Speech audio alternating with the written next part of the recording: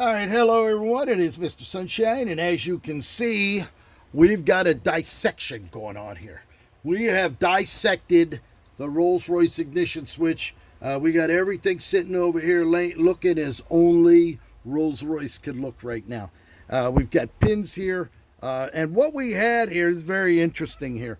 What we had here was a client that, from Vancouver, had a Rolls-Royce Silver Spur, late 80s, 89, I should say.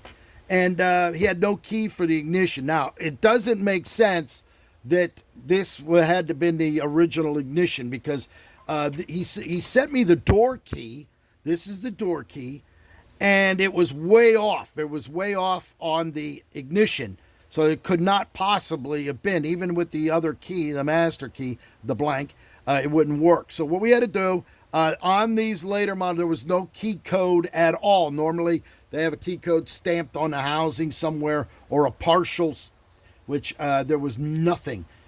So what we had to do, we had to go ahead and remove the ignition lock. Now, this is the ignition lock out of a Rolls-Royce, all right? A lot of times when you have it out, there should be a number stamped on it. It wasn't even a number stamped on the brass retainer here.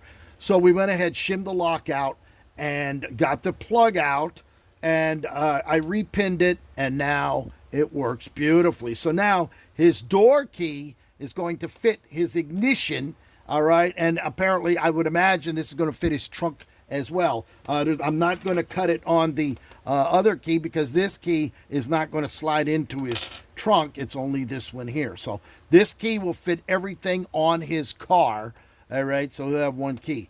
What I learned over the years, I've done hundreds of these ignition switches. I was always trying to find a pin kit that works. Now, this is very important to the locksmith.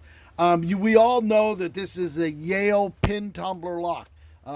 Rolls-Royce commissioned Yale to make their keyways and their keys, and that's what they used, Yale.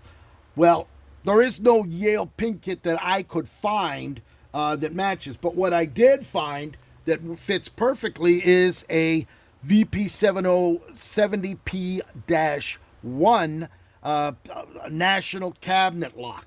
So the national cabinet keying kit right here, these pins work perfectly in the Yale pin tumbler lock used on Rolls-Royce. So if any of you got it, this is about as close that I could find. I think Yale, they would have had to have made a pin kit at Crewe in the United Kingdom when they were building these cars, but I couldn't find the pin kit. I'm sure Yale somewhere along the way, I called every locksmith supply house, Allied Lock out of Youngstown, Ohio, and all of that.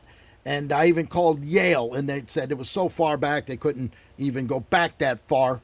But this is as close as you're going to get to a pin kit that's going to work. So it actually worked for me today and several other ones that I had to use. So I'm going to go ahead and we're going to put this back together. Again, we've got the key made perfect for the lock.